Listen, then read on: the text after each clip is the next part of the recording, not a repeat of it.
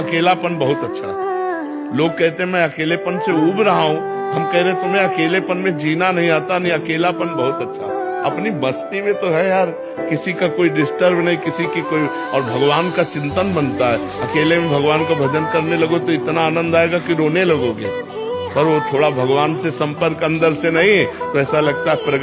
बताइए माधव, क्यों होता है मेरे साथ ऐसा? क्योंकि तुम विशेष थे कर, क्योंकि भाग्य ने तुम्हें परिवर्तन के युद्ध का योद्धा चुना, और जो विशेष होते हैं उनकी परीक्षाएं भी विशेष होती हैं। तपाया स्वर्ण को जाता है ताकि वो कुंदन बन सके। मेरी दृष्टि से देखो। और कोई प्यार नहीं करता। मर गए तो 1-2 दिन रोना होगा, महीना 2 महीना चर्चा होगी, कूड़ा पर गया फिर खत्म, कोई नहीं याद करता है। और ये बात जीते जी हम अगर समझ जाए कि हमारा कोई नहीं है, यहाँ से कुछ नहीं ले जाना है, जो ले जाना है वो है भगवान का नाम। कि ना किसी के मरने का शोक करो, ना किसी के साथ नाता टूटने का दुख मानो। वैसे भी मेरी माया इतनी प्रबल है अर्जुन, कि जिन्हें तू समझता है कि तेरी मृत्यु के बाद शोक करेंगे, सारा जीवन रोते रहेंगे, वो भी असत्य है।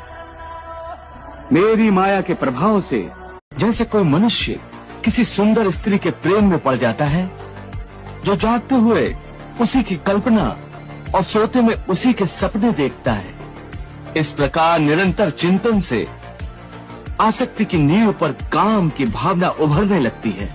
काम या वासना में थोड़ी भी रुकावट आने से क्रोध का आगमन। वो हमारी माता है, जन्म जन्मांतर का नाता है, और इसलिए उत्तर प्रदेश बीफ एक्सपोर्ट करने में नंबर 1 पर आता है। क्या माँ और पुत्र के बीच में कुछ घोषित करने की आवश्यकता पड़ती है क्या?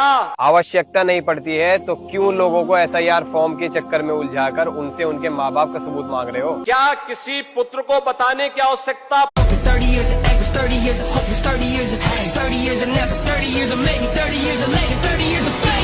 बीजेपी ने भारत की सबसे बड़ी बीफ एक्सपोर्ट कंपनी से अब तक का सबसे बड़ा चंदा लिया है, पूरे 30 करोड़ रुपए, जिसकी राज्य में मुस्लिम मांस व्यापारियों की लिंचिंग की घटनाएं भी हुई। वही पार्टी हिंदू मुस्लिम की राजनीति के बीच बीफ एक्सपोर्ट करने वालों से चंदा लेकर चुनाव लड़ती रही।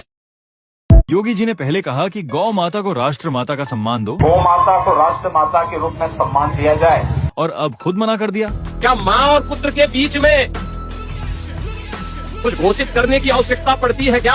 और साथ ही उत्तर प्रदेश बीफ एक्सपोर्ट में नंबर 1 भी है। ये गौ रक्षा है या सिर्फ वोट और मीट का डबल बिजनेस? क्या गौ माता सिर्फ तब तक पवित्र हैं जब तक वो